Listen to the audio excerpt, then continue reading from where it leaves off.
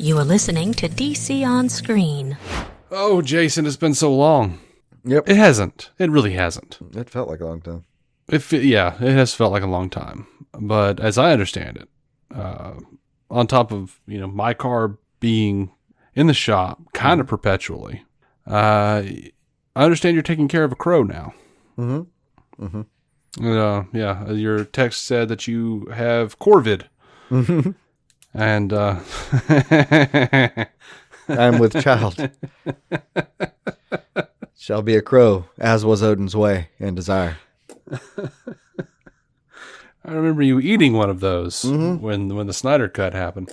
Yeah. But I recently deleted a lot of files on my computer. I kept that one.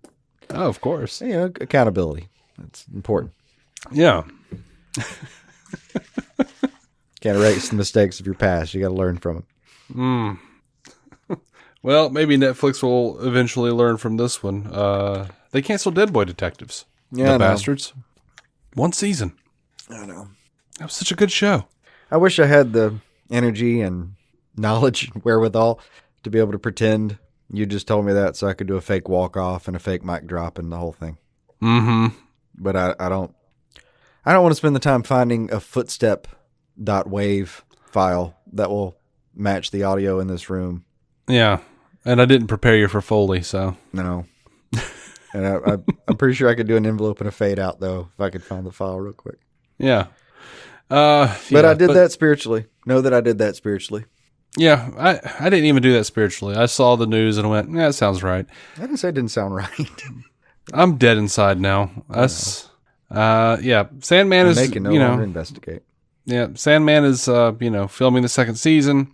And doesn't it have you already being like, the final season? You're like, maybe. Yeah. I mean, I wouldn't doubt it. It's Netflix, man. That you can only count on what you have.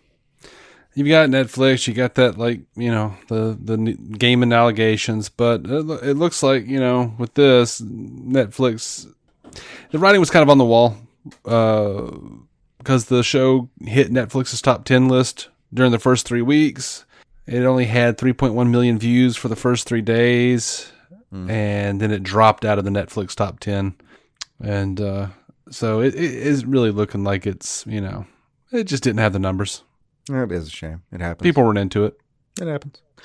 That is kind of funny, though, because they had about the time, and this was extremely relevant. Somebody asked me if I thought there would be another season of the show because I just told them to watch it.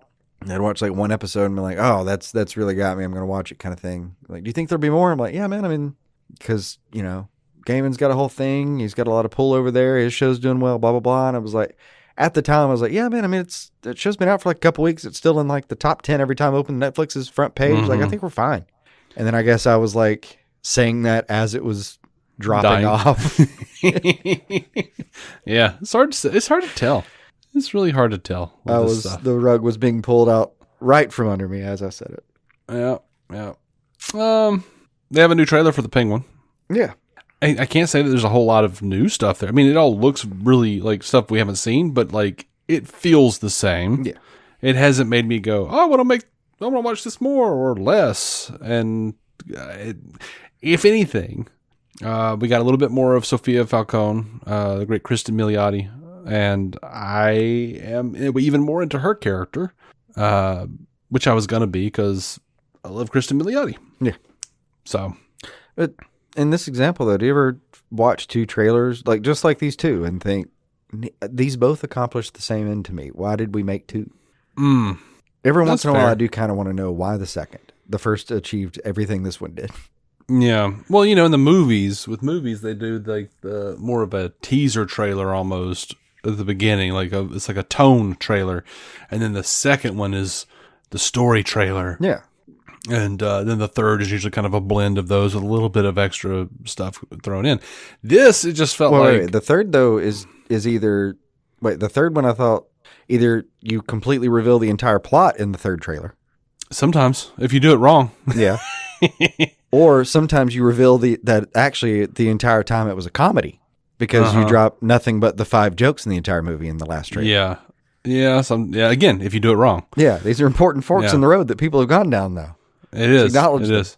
You know, my favorite version of just like every trailer was the wrong trailer was for the 2000s High Fidelity starring John Cusack and Jack Black. Ooh, never saw this. The trailers were just like, Rob's depressed.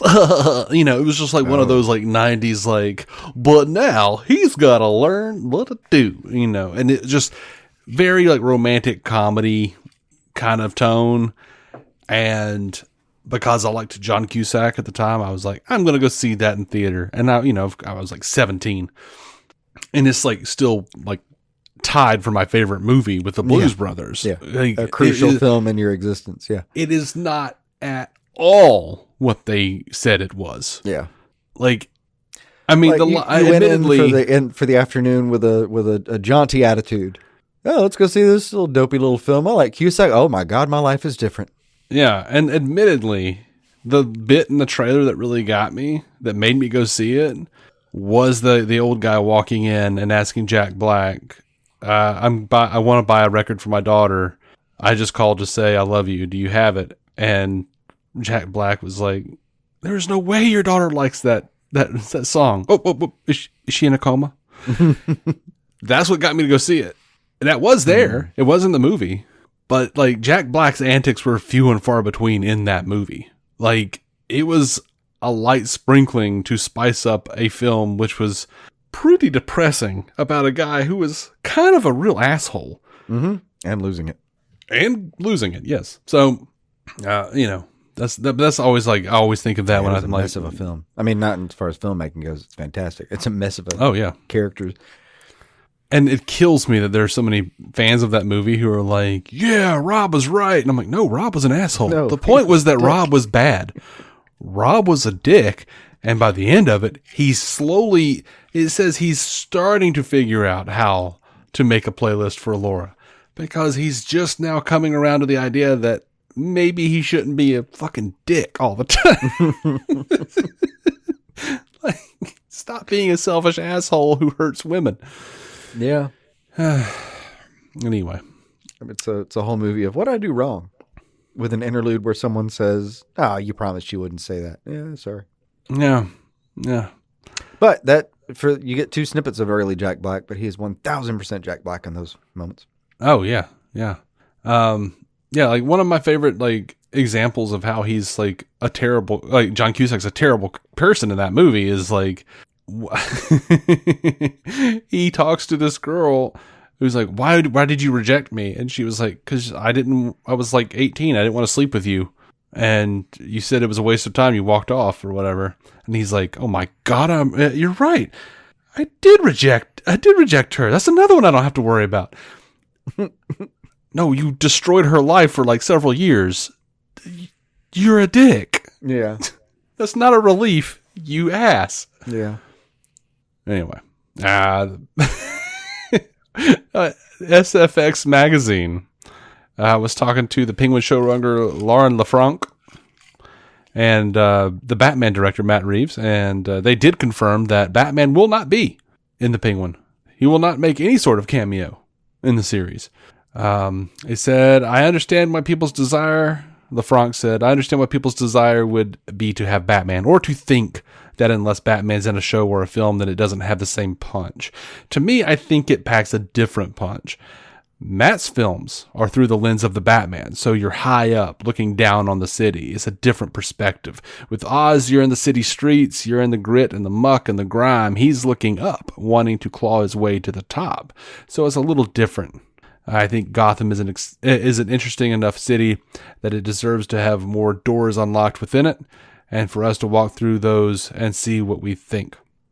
I don't feel like it's missing something fundamental, Reeves said. I feel like it's an extension of what is fundamentally there. We know this is the world of Batman. You're going down a different alley, so the specter of Batman is there. The specter of the Riddler is there. The specter of everything that happens in the last movie is there. It informs it, and it's exactly where we begin. I'm good with that. I didn't... Now, note. It's a very thoughtful response to a question that's been asked and answered several times. Yeah. I note that they didn't say Bruce Wayne wouldn't be in it. Okay, sure. I did assume both, but... Yeah, I would assume maybe, but then I thought about it and I was like, wait a minute. Hold on. Wait a minute. There might be a Bruce in there. Yeah. So, yeah. It seems it's silly on both sides. Like, why would you make a spinoff show based on a major character and then just be like, yeah, but the trick is we're not going to use them at all? Okay. Mm-hmm. But at the same time, we've been told over and over again that we're not going to do that. So at this point, if we're going to watch the show, we're going to watch the show on the terms we were given. Like, let's just watch. Yeah. Let's talk about this documentary because Penguin comes out September 19th and this documentary comes out September 21st. Ooh, one complaint about Penguin before you start. Sure. Let's talk about that. HBO Max. WTF, motherfuckers. Because I was watching something else on Max, and briefly for a second I was like, well, let me refresh myself. What's the date the Penguin drops? Because I'd seen in passing there was a little banner, somewhere. Mm-hmm. The Penguin, great. I was like, let me just remind myself what date. How do you have coming soon on the banner for your show, HBO Max, and not the date? It drops in a couple weeks, man. That sounds like Warner Brothers, doesn't it? That sounds like such a basic ass thing to just have on the website. Yeah. Yeah, that's a good point, man. I could see the trailer. The trailer was right there. Yeah. Probably told me at the end. All right. So, yeah. We got a lot of stuff coming up, though. Super/Man, the Christopher Reeve story. Mm-hmm. They released that trailer, and that comes out. That is like a fandom, not fandom. It's a fandom event, the 21st, and then again on Reeves' birthday, September 25th. And the international rollout will be later this year. Bethany and I already have our tickets for September 21st. So yeah, we're gonna hit that up. And last night when we got our tickets, we were the only two people who had bought tickets for it. But this trailer, man, it made me misty. Yeah, it got me. I choked. I choked. I showed the trailer to Bethany, and I looked over, and she was just tears streaming. It'll be a roughin'. I probably will go with y'all if I'm in town. I got to check on that. I might be out. If you're in town, if you're not still sick somehow. Both of those will have to align. Yeah. I'll even tell you what seat we got. And which city. So well, you know where we're at. Usually the one, but you'll get wily sometimes. Oh, we do sometimes. Every once in a while, I'll make assumptions about where you are, and you're like, no, there's a secondhand bookstore two counties away. Mm-hmm. With a barbecue place next to it. Okay. Yeah. Fucking no, that's a real thing. I mean, that's a drive-in. I know what you're talking about. Saul's barbecue is right there. Yeah. Yeah. They also have a pizza joint in there. Yeah. Solid. The only thing I don't like about it is actually the drive-in. Yeah. Our dear friend Effie is coming to visit. Very excited. We've already made Bethany was like, "Hey, have you ever been to a drive-in?" And she was like, "No," 'cause she's from the Netherlands, and that would be miserable. Yeah, and so I hate the drive-in. Yeah. So I was like, "Tell you what, I'll go out there with y'all. I'll have barbecue beforehand, and y'all go watch a movie. I'll find something else to do." I hate I'm a tall guy. I hate sitting in a car scrunching and trying to crane my neck to see the top of the screen, and then it's just not my thing, man. It's just not my thing. I haven't been to one in, I don't know, somewhere between 20 and 25 years. Yeah. Oh, and I was also wrong. It's not Fandom Events. It's Fathom Events. God, I'm stupid. That makes more sense. I see Fathom Events all the time, and I'm just the DC of it all just got in my head. Fandom, no, Fathom, you dumb piece of shit. It tracks more. I had no reason to believe there might not be something called fandom. Sure, it's like a GoFundMe kind of situation. All right, cool. Mm-hmm. All right, let's talk about Joker Folly Deux. It's funny. It's currently at 61% on Rotten Tomatoes, 44 reviews as of when I made these notes. Nice. 2 days ago. Now, if you listen to this show, we say, don't listen to Rotten Tomatoes. Go and see it. Make up your mind for yourself. I hate this. Let's look it up on Rotten Tomatoes and see if we should see it.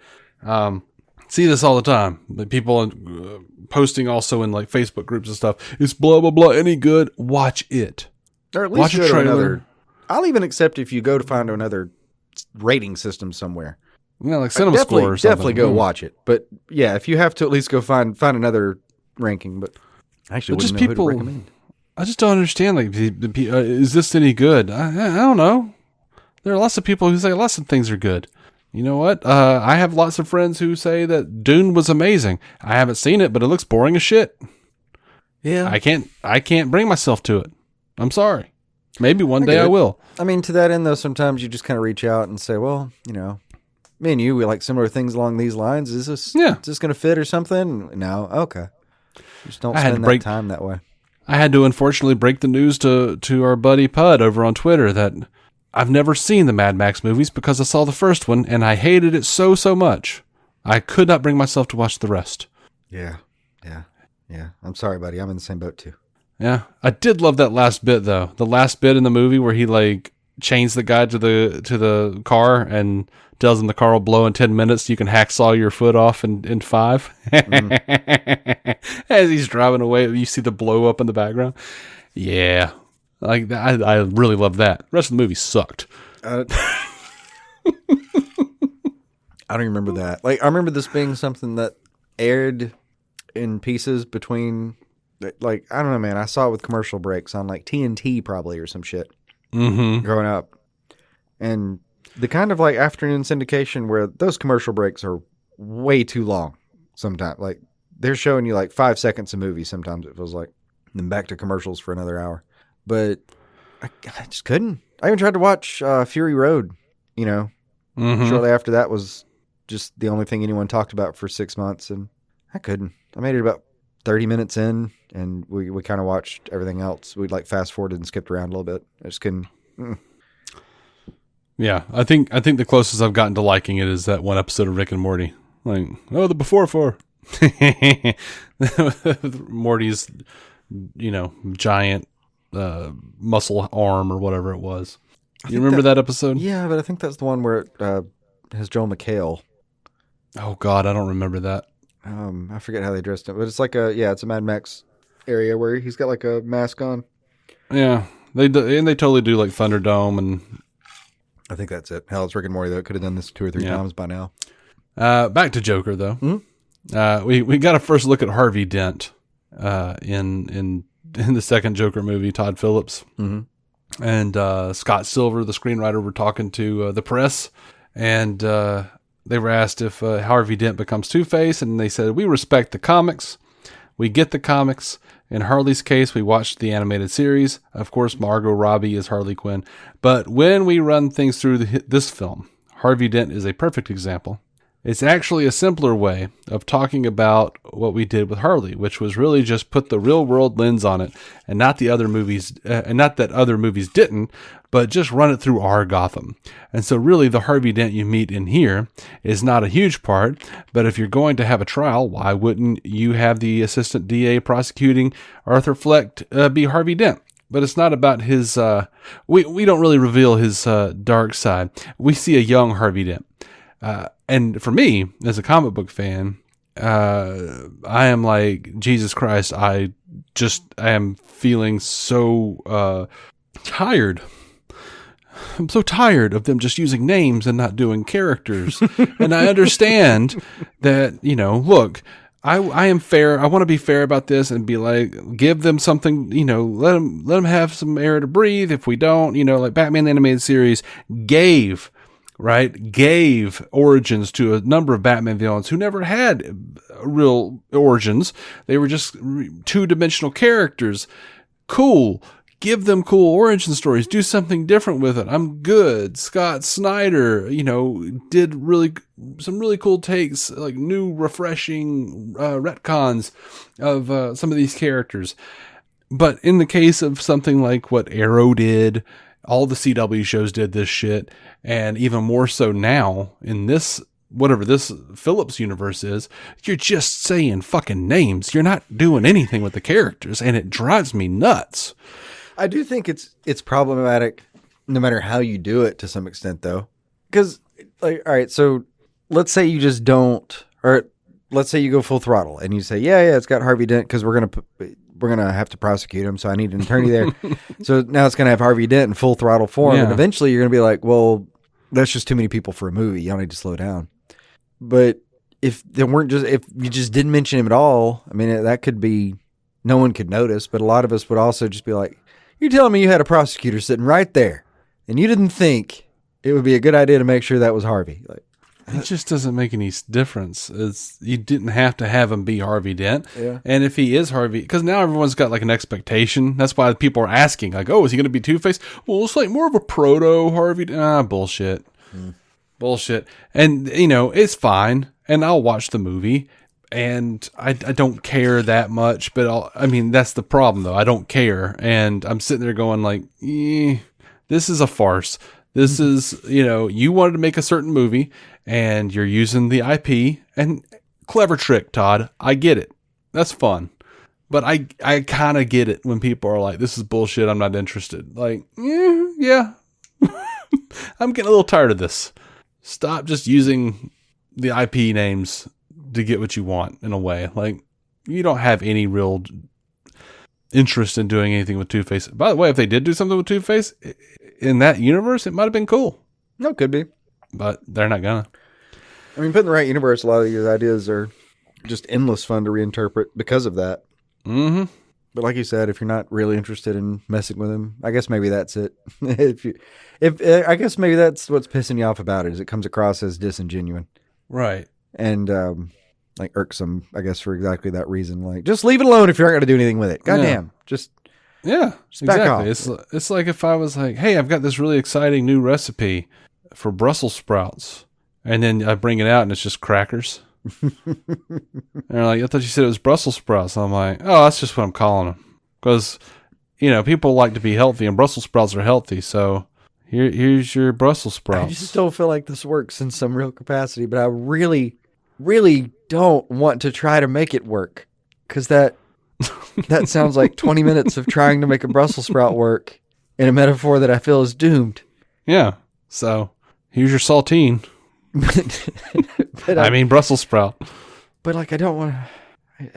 It doesn't feel the same though. Somehow, I don't know. There is a part of me that's like, I get it. I get the feeling jerked around a bit, but at the same time, I so casually think, metaphorically tossing popcorn in my mouth one kernel at a time as I do so. Like, oh, yeah, I guess it makes sense that dude's Harvey. Whatevers. Yeah, if you're setting up something, fine. It didn't have to be a setup for me in any capacity, and I think I'm okay with it. Like, oh yeah, I guess that would have to be a Harvey. Doesn't necessarily have to be a Two-Face, but I suppose it'd be a Harvey. Sure, that makes sense. I guess I'm just, it's also like coming at a time where I'm like, I'm 40. I don't want to see another proto Green Arrow. I don't want to see another proto Harvey Dent. Yep. I want to see the Thing. Tired of being fucking IP baited. Give me that shit. I don't want him to be called the Hood. Yeah. It's still not damaged like from the days of the Blur. No tights, no flights. That was one of the dumber ones, man. Fuck that. I know, right? I like Smallville quite a bit. I have it all on DVD. I like it. But sorry, it was a lovely show. I thought that was a particularly dumb turn. It was a dumb rule. Yeah. But yeah, I'm very interested. By the way, surely we could have done better. I don't think I have it anywhere in the notes, but Rosenbaum and Welling are developing that animated series that is a sequel to Smallville. Cool. And I'm like, hell yeah, let's do that. Yeah. I feel like every time they approach Welling about anything before, they just start with, all right, first things first. It's not in Vancouver. All right, we're going to start from there. Well, I think importantly, this is just this came from Welling and Rosenbaum, who reconnected on Rosenbaum's podcast and decided like, hey, we miss each other. Let's do this. Yeah. So they haven't even pitched it to Warner Brothers yet. So I like the cutesy story that those two revived their old friendship. Yeah, makes me feel good. So according to Lady Gaga, she and Joaquin Phoenix and herself. Or she and Joaquin Phoenix and Todd Phillips, I should say, would often do major rewrites on the set. She said we'd very often meet in Joaquin's trailer, and sometimes we would just tear the script up and start all over. It was a really cool, liberating process. Phillips said, my line about Joaquin is that he's the tunnel at the end of the light. You think, okay, this scene works, let's just go shoot it. And Joaquin's like, no, let's go have a quick meeting about it. And 3 hours later, you're rewriting it on a napkin. What's great about Lady Gaga is that she really holds her own both off camera when we're in the trailer tearing things apart, when she probably spent the night before learning, but also on camera. It was not a small feat. That sounds like chaos. Mm-hmm. And I'm starting to believe the Rotten Tomato score. It would. It would. Yeah. Like in a day-to-day work sense, I think that would drive me a little bit insane. And I do love some chaos, but I guess I have to know where the edges are, even of the chaos. Yeah, but hey, do your thing, y'all. I'm letting them cook. Yeah. Yeah. I'll sample their wares. Yeah. And we'll talk about it here. Until then, I ain't afraid of no roast. Damn you. Sorry. So yeah, tickets are on sale for Joker. Folly it's on sale now. Superman and Lois. Let's talk about that. Mm-hmm. According to TV Line, we're going to see a comic book character appear before the end of the season. Co-showrunners Todd Helbing and Brent Fletcher did not reveal who it was. They said there is a pretty significant character from the comics that we were actually surprised that we were able to use. And it's pretty soon in the season. You hear the name drop, then start hearing the name drop more, and then you see that person eventually. Those are some vague comments, but we do know that Tom Cavanaugh is going to be in the season. We don't know if it's them or him. Though Helbing says, well, whatever character Tom Cavanaugh is playing, the character was created for him. You would think it's as though, he says there's a lot of cameos more than any other season, but that came out because it's a character in the comics. And I mean, it's like somebody met Tom Cavanaugh, went back in time, created this character, and then was like, hey, you guys should cast this guy.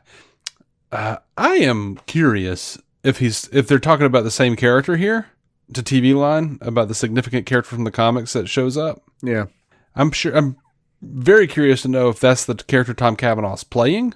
I'm also very curious if either one of them is Batman. I mean, you've got... Or the combination thereof. This season is a Death of Superman type of thing, but I mean, you kind of think like, fuck, man, you need Funeral for a Friend, right? I mean... Right. I mean, right? Yeah. Wouldn't you think? I'm excited about Superman and Lois. That starts October 7th. Tom Cavanaugh's just going to show up as a very lively Alfred. Oh, God. House is clean. Yeah. 2-episode premiere, Monday, October 7th, 8 p.m. Eastern Time. I'm excited. Superman and Lois is the shit. By the way, You've been sick, stuck in the basement. You should catch up on Superman and Lois. Yeah, I might actually try that one too. It's not many episodes. It isn't, but they are hour long. They are. I'm not ruling that out. I'm stuck in a basement. I'm just saying. It's like for a minute, you'll find a show for a second there, and you'll be like golden for a little while, and then that runs out on you, and it seems like there's nothing in the world to watch for a second. But yeah, I mean, I'm trying to help you out. I gave you Bad Monkey, which, by the way, if any of you guys listening out there haven't seen it, Apple TV, Bad Monkey, Vince Vaughn, created or not totally created. I think it was based on a book, but adapted by Bill Lawrence of Scrubs fame, Shrinking fame, Ted Lasso fame. Very much not like any of those shows. Though just running Apple TV now. Though Zach Braff does show up on the show. Nice. And he is not okay. He shows up as Dax for a second there. Yeah, he actually does. He's very, very much like a drug addict. Yeah, sounds right. Yeah. New Creature Commandos. Look, James Gunn posted some pictures. None of them are very, out of what we've seen before. Really, the only conversation about surrounding this has been there's one shot of a GI robot standing next to a big tall guy with his World War II unit Easy Company, and everyone's like, "Oh, I think it's Sergeant Rock." Yeah, might be. I don't know. It's Frankenstein 2. Yeah, I'm excited about the show though. Yeah. James Gunn recently told EW, "I'm used to dealing with oddballs and irregular types and weirdos. That's what Guardians is, and Creature Commandos is kind of like Guardians without the sentimentality." The Guardians are all really good characters at their heart, and that just isn't necessarily the case with the creatures. Yeah. Yeah. So we actually have a date now, Thursday, December 5th, exclusively on HBO Max. There we go. Or Max for Creature Commandos. And while it's, not the official launch of the DCU, it is part of the DCU. And I'm kind of low-key considering it the official launch of the DCU. Yeah, me too. Like, Gunn keeps saying, like, oh, Superman's the official launch, but Creature Commandos is like a taste. And I'm like, dude, stop confusing people. Just Creature Commandos is the start. Shit. It's like a restaurant soft open. Yeah. On a Wednesday night.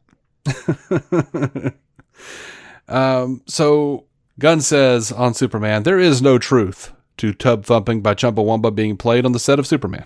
Yes, this is a real rumor on Reddit someone just sent me. Okay. Why would it? Why would it be? I guess because Superman is Superman, as he gets knocked down and he gets up again. You're never going to keep him down. Is that? It's a song about political dissonance, I believe. Does that matter here? I don't. That sounds like a deeply exhausting rumor. I'm way excited that people are just coming up with things to upset. I'm very much excited that I learned about it in the course of the sentence a second ago, and that sentence was very confusing for me. And I don't know if I'll go to sleep at the same time I was going to otherwise go to sleep tonight at. Yeah, it's not happening. Don't worry. Don't worry. that was a weird moment. Yeah, I'm glad it's over. Over to Peacemaker 2. Yeah. Let's see. We got Robert Patrick saying he is back. He says, I was with John on Friday. We're filming season 2. I was just working with James Gunn on Friday. James is amazing. He's one of the most talented people I've met in my life. Blah, blah, blah, blah. A lot of dick sucking. Nice things, great. Blah, blah, blah. Nice things. The important thing is he's back on Peacemaker. Yes, he's dead. People are like, well, he's supposed to be dead. Yeah, but the character haunts Peacemaker. That's what he does. Like, cool. Back in the 80s, they did that in the comics where he like floats around and he's in Peacemaker's brain. kind of like Joker was in Arkham Knight. Yeah. Which was lovely. Went through all that again recently. It was fantastic. Yeah. Would be so mad if there's not anger on Rick's part about being killed with the toilet. I want it brought up. How disgraceful that is to be killed with a chunk of toilet. Well, I mean, I think he is coming back. That I think Rick Flag Jr. is coming back, but Robert Patrick is Peacemaker's dad. Oh, you said that's who's coming back? Yeah. No, my bad. Well, that's a shame. Missed that entirely. Yeah, the Nazi. His dad, who's in his head all the time. This is more shameful. Well, he doesn't know his boy got killed. No. Well, Rick Flag Sr. does know his boy got killed, and he's coming to take it out of he is probably, you're Peacemaker's ass, is what Gunn has said. Because, the guy, Frank Grillo, who played Crossbones in Marvel, is playing Rick Flag Sr. Yeah, that's right. In Creature Commandos and Peacemaker 2, and maybe Superman. It's going to be an interesting run there. Yeah, everybody's a little confused about who else coming back. Yeah, me too, I guess. Including you. Yeah. So I'm glad I could straighten that out. So old racist dude's coming back instead is what you're telling me. Well, not instead. He's just also there. Well, instead of what I was thinking. Right. But I have heard, it does look like, in some capacity, Rick Flag Jr. is going to be back. Oh, cool. Maybe flashback. Who knows? Over to Batman Part 2. Mm-hmm. Talking to SFX, Matt Reeves says, what was important to me was to find a way to take these pop icons, these mythic characters that everybody knows, and translate it so that Gotham feels like a place in our world. He says that his universe get to the edge of Fantastical, but we would never go into full Fantastical. It's meant to be quite grounded. Your main character is dressed like a fucking bat. I was just waiting to see if you had any actual editorial notes under the exhausted sigh, or if it was, I've got them. If you were just going to leave that breathing for a second, but I got them. Matt Reeves says, it doesn't mean that you won't see characters that people love. That's exactly what we want to do. Gentleman Ghost has probably pushed a bit too far for us to be able to find a way to do it. But there is a fun way to think about how we could take characters that might push over into a bit of the fantastical and find a way to make sense of that. There's a way to do Gentleman Ghost, of course. I mean, Jesus Christ, Scooby-Doo could have done that shit. Mm-hmm. Mm-hmm. But you know what?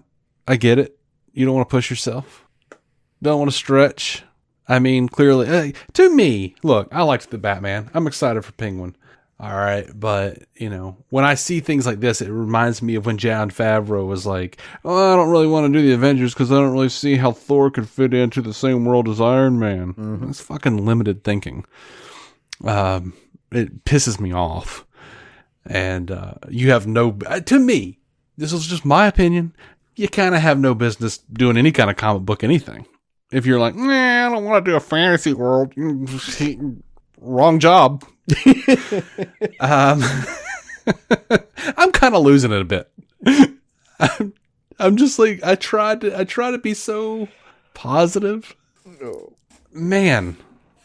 I mean, that's the beauty of the landscape now is, you're not trading as much as we have before. One possibility for the next as things get cheaper.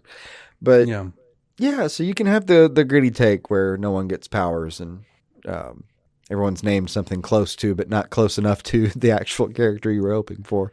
And then you can have the full fucking phantasm of the universe right in front of you if you want to. Same thing. Yeah. What kills me, and this is going to go on a little tangent here for a second, but that's fine. I'll just mute you and get some coughing out of my system if it goes on for a minute. Don't worry about it. It's fine. Or I'll mute me. I just feel like, Matt Reeves, and he hasn't really said it, but it feels like he's like, oh, in our universe, we're doing, like, you're not the first. This isn't some, like, to be fair, Nolan you won't be the last. Like, yeah, like, Nolan did this shit before you. Yeah. Nolan, like, oh, we're going to do it grounded. Okay. All right. Blah, boring, but okay. That's fine. Like, to me, what's more interesting is how do you make the fantastical feel grounded? Like, that's the actual trick, is to take something crazy and make it seem like it could actually happen. So, but to me, it's got like a whiff of that pop star YouTube girl, JoJo Siwa, who has gone dark now and is trying to say like, oh, I'm the first, gay pop icon. And I'm like, bitch, Elton John? Liberace. Hell. Liberace? Yeah. Same instruments. Like, what are you talking about? Like, well, of this generation, you're not even that. Yeah, not even of that. Like, I mean, Freddie Mercury, for Christ's sake. I mean, I know that's not of this generation, but still not even of this generation. Like, it's just, I mean, it'd be hard. You're not doing anything new. It'd be hard to do anything in this late 2024 generation in general that's not like some influencer hasn't already beaten you to it. Yeah, looking at Matt Reeves. What are you going to do that you're actually the best in the world at right now with as many little worlds as are possible? Everything's a fucking vacuum, bro. There is no monoculture. The best you can do is be the biggest in the pond everyone else can see right then. So, in short, I'm fine. I'll watch the Batman Part 2. I'm interested to see where the story goes. But everyone, please stop putting out news about this because it's getting less and less interesting for Dave as you describe the movie. Just show the thing to him. It is, and it's like this like sad fucking needy version of this where it's like, well, I mean, what we're doing is like grounded in reality. What we're doing is like really realistic. It's like a realistic take on it. No, it's not. In a way, though, I don't blame them. It's like I don't blame them altogether. I have the same opinion about a lot of like election coverage at the moment. Bear with me. It's the question that's pissing you off. It's how it's being covered in a lot of ways that might be pissing you off. Because, in some ways. They're answering these questions with answers that are boring for you because you've how many times have you seen that fucking press junket? Is this going to be the kind of universe where this happens or this happens? And I've been seeing this version of it since 2005. I know, but like what's worse about that is it peels back one more layer. It's not just that you're seeing it now and you're bored with the press afterwards. It's that they were making the movie with the context of all that in mind, thinking about those questions before they ever made the damn thing. Mm-hmm. The notes being given were in response to those stupid questions you're mad about anyway, because they were always going to be there, because we're always going to do something to address that, inane bullshit that really isn't making everyone as happy as it could be if in some ways people got to get a little more off the leash and just fucking make things that made them joyous. Yeah. I just, I'm happy if Matt Reeves is like having fun. What I don't like is just like the constant like, oh, we're doing it really grounded. Please watch my movie. Like, God, just make something that looks cool. Like nobody cares if it makes sense. Not like on like a, physics level or like a, whether it's hard reality versus fantasy. Like the Marvel movies make crazy amount of money and what part of that is grounded in reality? Like, not a whole hell of a lot anymore. I mean, there's a bit of a, I don't know. Some of what's boring about some of the coverage is also the horoscope-like tendencies of it. Is that it sounds a little bit like everything and nothing like anything. Like it's gonna be it's gonna be real grounded, but we're gonna be real fantastic about a few parts of it. And okay, it's gonna be like a real big tale that's got some real small scope. All right, yeah. And then meanwhile, we've got people out here going like, "Oh, he's gonna do Clayface." He's not doing Clayface. Yeah. He's not doing Clayface, y'all. He's scared of any kind of fantastical element, despite having a dude run a billionaire, the only billionaire in the town who has enough money to be Batman, running around as Batman, driving the souped up little sports car. Yeah. You can't just. I kind of like. There's a part of me that hates to pick a direction because that can be so, broad stroked about. I don't like this kind of thing. But yeah, there is a part of me that like if you had a character that's Clayface, like proper Clayface, and you decide that like the gritty take on him is that he's just a really good actor who's very good at makeup and has a couple of like secret masks that no one knows he has, like some latex prints or something, and like you name check something about how he's like he could mold his face so quickly like clay or whatever, but just I ain't here for that. Like that's the kind of trend, if I have to pick one to pick on, that like, no, that one's the one that gets under my skin. Yeah. But at the same time, it's an unrewarding task. Hey, do this thing in a way that no one could possibly appreciate. That's also different from anything anyone's ever seen. But if they don't recognize it, they won't care. Good luck. Yeah. And when I talk about like doing something fantastical, but making it seem realistic, I mean like Batman the Animated Series did it so perfectly so many times. Like when they introduced Clayface and Batman sees him for the first time, the look of horror and disgust on Batman's face of seeing this creature morphing in front of him. That's what I'm talking about. Like, you can't just have Batman be like, oh, well, it's another guy. Like, yeah. Like, Batman was like, Jesus. Like, I mean, you have to have people react in a way that, like, makes it seem like this is not normal. Have you seen, you needed to catch up on this later, but have you seen the Gentleman Ghost part of Oh, yes. Yes, I was so excited about that. That part I loved. Like, you spend the whole episode wondering, well, they're going to make it real, though, or not? Like, yeah. But that I like the take on that, too, is like, in this universe, Batman doesn't just sort of, like, balk at the whole... There's no... No, he pimps over to Papa Midnight and gets some help, dude. Fucker grabs an ally quick like. And a boon for a boon. Whew. Yeah, they even... I think, magic always has costs. Who was it that... Someone in that episode even kind of puts a pin on it and says, like, you changed your mind real quick, and Batman basically says, yep, and? Are you helping or not? I've got a ghost problem. Yeah. You didn't believe in those an hour ago, and now I've seen one. Information changed. What do you want from me? Why am I explaining myself? I'm here to help. Yeah. I'm here looking for help with the ghost.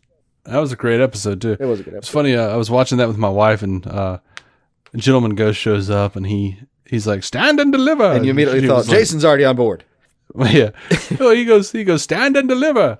And my wife goes, Adam Ant? And I was like, that song is about highwaymen, which is what Gentleman Ghost is.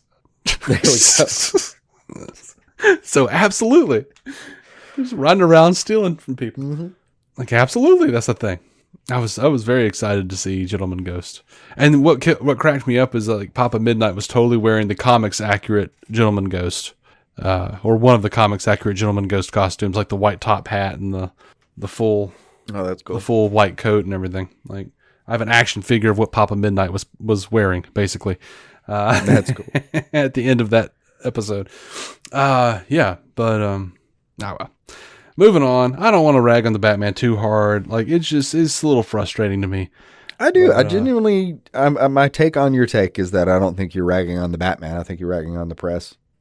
Maybe. Even if what you think you're doing is against the Batman. I feel like you're, I'm going to over-therapize your own fucking thoughts on this thing for you, but like. Look, I just very excitedly framed my Bill Sienkiewicz IMAX The Batman poster, and I'm happy as shit with it. Mm-hmm. I've got all the Batman action figures. Like, it's not like I didn't hate the damn thing. I enjoyed the movie, and I'm excited about Penguin, but I'm also like deeply bored with that take of just like, oh, everything's got to be grounded. Like, stop scrambling, you weasel. Stop. Get out there and you make my dream come true, damn you. I want my childhood back. Over to the section that I lovingly refer to as the DCT. I thought you were going to say the end. No, not yet. Not quite. I'm Over to the almost fan there. favorite section, the end. The end of this episode. No, I'm almost there. Don't worry. And by DCT, I mean the kind you spill. Yeah, okay. James Gunn was asked, there's a rumor that you and Pratt have been in talks about him joining the DCU, and James said, he's a close friend. We talk about that all the time. Boom. Mm-hmm. Talking to Entertainment Weekly, James Gunn said, the thing I've always loved about DC Comics was that you had your mainstream comics that always ran, but they also had these totally different comics like Watchmen and The Dark Knight Returns and All-Star Superman. It was different from Marvel in that way.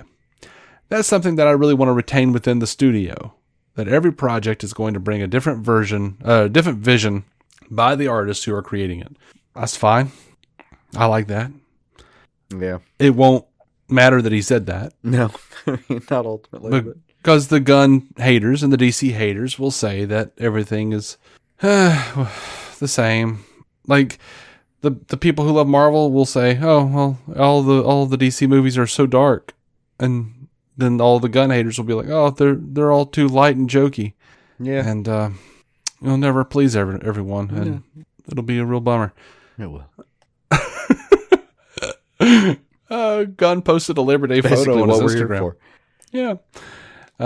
Posted a Labor Day photo on his Instagram depicting Batman, Superman, and Robin engaged in a game of baseball. The caption of the photo read, "Have the world's finest Labor Day."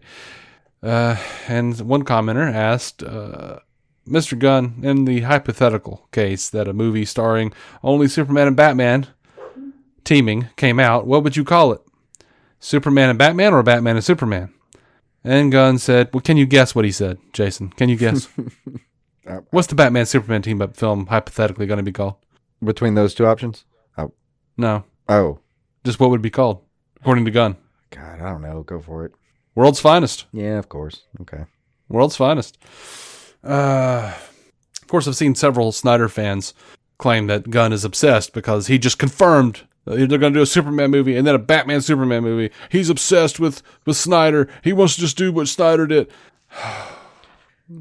I mean, and then minimally, several others finish say, the headline. If the point was that he's redoing what Snyder did, Snyder didn't do World's Finest. That was not the take we watched. Right. And several other people though complained that World's Finest is a terrible title. And I kind of agree, but it is the thing that you would call it, I guess. I mean, I'm not saying it was the best work. I'm just saying it's a classic fucking title. You keep some respect on its mouth, or when you say it. How the Put fuck some that phrase respect work? on its name. There you go. There it is. So this is a rumor. Shouldn't be taken seriously. Everybody is. To is. see if I have one, I don't. But no, wait, I have a World's Finest. It's up there. Yeah, I've got that poster. Like I have that poster somewhere. So yeah, this is a rumor, not to be mistaken as truth, absolute. Mm-hmm. But according to the Ian Snyder, as well as Nexus Point News, they're talking to Josh Brolin to play Hal Jordan on Lanterns. Josh Brolin played Cable. He played Thanos in Marvel. You've been busy. Saw a lot of pushback on this from the fans, but that seems to be mostly from people who don't want him to be older. I would think that would be the only thing that would strike anybody. But Hal's got a lot of iterations with gray hair, man. Yeah, we've got a lot of iterations with gray hair, especially after tried to kill everything. Right, but I think like Lanterns is really, really going to be more or less, from what I understand, Hal Jordan kind of teaching Jon Stewart the ropes. So nothing really wrong with that relationship and the gray hair here and there. I'm assuming they could really push toward doing like a DH Jordan, maybe showing some flashbacks, and then really play with the fact that like Sinestro taught Jordan and then turned bad, and now Jordan's going to teach Jon Stewart and then turn bad. Yeah. Yeah, I mean that would be an easy enough way to do it. Now, I mean, Jeff Snyder. I'm neither here nor there on a lot of it, other than I tend to like Jeff Brolin just fine, and I think he has a nice chin. Josh Brolin for the. Yeah, that is very different, I think. But yeah, I tend to like the guy just fine, and I like his chin for the role. That's really it. That's all. Sure. Now, Jeff Snyder in his newsletter did say that should Brolin turn down the part, that Matthew McConaughey is next in line. Well, then he feels too young. And then Ewan McGregor is next on the list after that. I don't think he's too young for any of those people because they're all old. If you pay attention now. I mean, yeah, they are, but McConaughey just feels like he's always 25. He absolutely does not. Every time, like the past 4 years, every time I see that guy, I go like, "Damn, he's aged. That sun is really not doing him any favors." Yeah. Pay attention, Jason. He's getting old. He's a catcher's mitt. Yeah, he is. He is. I'm sure. All right. I haven't stared into those cheeks in quite some time, I guess. Yeah. It's football season, and Texas plays in these parts now, so. I stopped rewatching Failure to Launch. God knows. And take a look at the man in 2024, Jason. What is he in now? I don't know when I watched him in something last. I genuinely don't.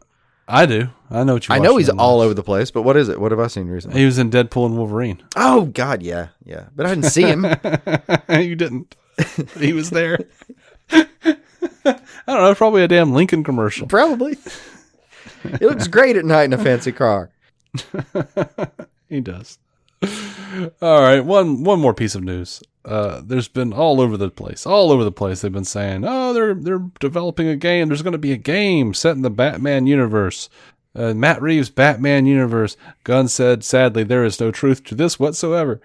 So there's not. There's going to be a Batman game in the Batman universe. That's just a Monopoly version. Mm-hmm. But you'll sell a side game that's the Penguins version of that game, where all you do is you find the address of someone who has the Batman game and just steal it from them. Mm-hmm. Game. I'm all right with that. I won't play it. It's a very dangerous game. Yeah. Everyone I know though that has like a game closet, Mm-hmm. Pretty invariably it feels like it has at least one unopened specialized Monopoly set somewhere, so could very easily be just another Monopoly. No, not because they're keeping it precious or anything, but because they look at it and go, I don't have that in me. Yeah, I know. That's like a 6 to 8 hour endeavor. That's like going to work. I believe you.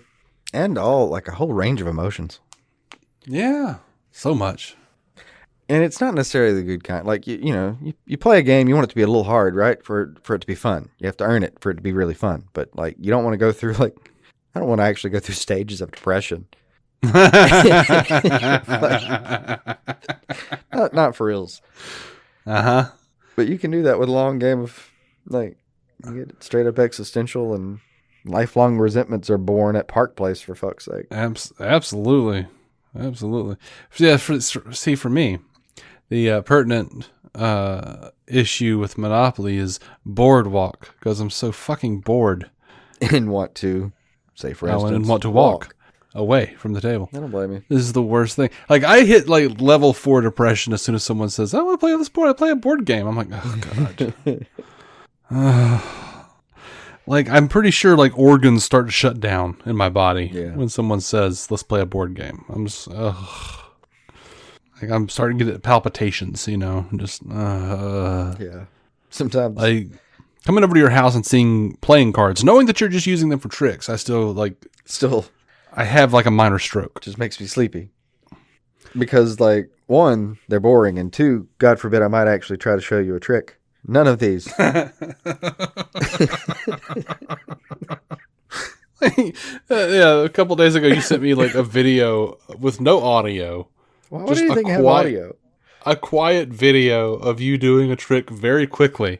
So quickly that I didn't even catch what you were doing. I'm like, well, you just showing me a coin over and over again. I don't understand. Because the coin completely changed and my hands are completely empty. Oh! How'd you do that? It's magic. It's called magic. I think I just sent you question marks back. But it's not very good magic in a basement with very bad lighting, and you can't even see that it's a completely different coin. Yeah, no, I couldn't tell that it was a different coin. I couldn't, like, I guess the way you angled your hand at the camera, I couldn't tell that, like, anything was happening. It just looked like you just kept putting a coin behind your hand or something, and I was like, is this supposed to be a trick? What is this? Yeah. This is how bored I got at some point. I was like, no, I've actually gotten really good at these couple. I was like, I think Jason's lost his mind. A little bit. Oh, I'm so sorry. That man. would be a fun. So that would be a fun development. If I sent you one of those one time, and you're like, "So what happened?" I'm like, "Yeah, the coin changed," and you like behind my back, you've like sent it to Christian and been like, "All right, I'm not imagining it, right? The coin didn't change, right? No, he sent me the same video. It's the same coin. I think he's lost it this time." Yeah. Oh. Did you ever? Sorry, Evelyn did this to Christian though, because Evelyn like tries to mimic. You know, she's like 5, so she'll like 5. Yeah, she's almost 5, as in like she used to be 5, and she's it's kind of like 5, what? but it's almost 6 really, and I don't know what. Somehow that's how it came out. It was fucked up. For real, how old is your daughter? It's almost 6. Almost 6. But I thought she was 6 already. No, she's 5. But okay, well, I've got nieces and nephew, so true, and nephew, and I can't keep track of children's ages. I just can't. No, I try, and it just doesn't introduce work. myself every time and hope for the best. But I like go to a birthday parties. I'm like, which one is this? Yeah. Like my nephew Elijah just turned 10, and I will think that he's 10 for the next 5 years. Yeah, at least. See, this is the first update I've had in a minute, so I thought he was 4. Right. Because that's the last time I checked in on little Elijah. Right. And, at this point, our friend Brandon, his son Rowan just had a baby. So, yeah, I assume he was graduating college next month. I saw him and he was like 8. And no, he's not that old. But Jesus, every time I see him, I'm like, oh, geez. Yeah. Can you buy me a beer? Damn. Why? Because I'm old enough? No, because I'm poor. Buy me one, though. Sorry, what were you saying? Yeah, Evelyn was doing something. Oh, she was just trying emulating. She was just trying to. Like, I handed her a deck of. I bought her a cat, like so set with some unicorns on or something for her to ruin. But she tried to show my wife something, so she did the thing, and she was like, "Okay, turn around." Then she came back, and it was stupid because she came back, nothing had changed whatsoever. Mm-hmm. And like the wife looks back and was like, okay, what changed? And like clearly stumbling to figure out what to tell her. She said, she like pointed at one of the cards like, look, it changed. Like just trying to pretend that the card had somehow done any kind of transformation in the time that my wife had turned her back and come back around. Like just completely bullshitting her. Trying to like gaslight the whole situation. I respected it in a way. I know, because I'm pretty sure that's what you did with that video. You haven't convinced me that you did a trick. I'll show you the coin. I think you were trying to gaslight me into believing that something happened. I'm going to have to put it through an edit. Do some color changing. But she effectively showed her one card and then had her come back and showed her the same card again and was like, look, it changed. And Christian was like, okay, thanks. And like, I just kind of chuckled. I can hear Christian saying that shit too. Yeah, like, oh shit. I don't like this at all. But I just kind of laughed for a second and was like, what? And was like, you actually have no idea how close, like that, you have no idea how right she is about how that actually works. That's actually a huge chunk of magic. It's just gaslighting. Like, yep. Magic and marriage, man. Yeah. No. But it's a hilarious amount of this stuff you'll watch. And like, you'll say the word heart yourself, and then like 2 minutes later, this guy says diamond. And you're like, you're right, it was a diamond, because you sell it. I was like, no, don't break it down. She's got the basics, and like she's willing to lie straight to your face for the trick. Now that's a huge building block. Yeah, that's not discourage her. Yeah, that's like 80% of it. Yeah. Let her cook, man. Evelyn's over here like, if you will it is no lie, dude. You're like, go ahead, baby. What you got? Oh, shit. It's terrible. I just realized in retrospect that I effectively watched my child lie to my wife, and I was proud. Uh-huh. There's a way you can break down the story to its base elements, and that's what just happened. And I'm not sure what that means, but yes, that's an accurate description. I have feelings about what it means, but we could talk after the show probably about that. no, I think I'm going to have some supper. But I need to mull that over. Mm-hmm. You just write me a few things. We'll run it through a third-party therapist. Yeah, no. It's totally going to be that instead of me calling child services. Right, yeah. That's why we don't have contracts. I would have put in a bunch of shit about arbitration between us if we had like a contract to do this show. Mm-hmm. Oh, I'm not going to call anybody. No. I'm sitting over there laughing while she's watching Wonder Woman behead Steppenwolf. That would have been a hilarious conversation too if we had paperwork. Yeah. Just one of us, if we finally got in a fight one day, just like burn the whole thing down. Fuck you, I've got it in the contract, so and so, blah, blah, blah. Well, fuck you, I lost the contract. God damn it. Touche. Checkmate it is. Oh, man. You check your mate out. I'm not checking her. Yeah. That would be it. We'd be at each other's throats, and there'd be one stupid wordplay joke, and be like, I remember why I loved you now. All is forgiven. That was a terrible, terrible joke. You should be ashamed of yourself. You and I are always a pun away from being okay. Yeah. And I'm okay with that. Just bleeding out on the side of a highway. One last dad joke to see me out. Yeah. I don't know. My first thought was Batman and Joker at the end of the no. At the end of Scott Snyder's bit where he's like they're just like laying there like laughing as the world comes crumbling down upon them or whatever it was. Yep. I guess it wasn't at the end, but it was like right before Bruce came back and had no memory. Or whatever it was. Yeah. Oh, God. I need to reread that, I guess. The deets I've dissipated. That was a good stretch. I have a lot to catch up on there, too. All right. Well, I'm going to call it. Is that okay? Yeah. Are you okay with that? Yeah. Are you good with that? Great with you feel... This is probably as long as I could have lasted.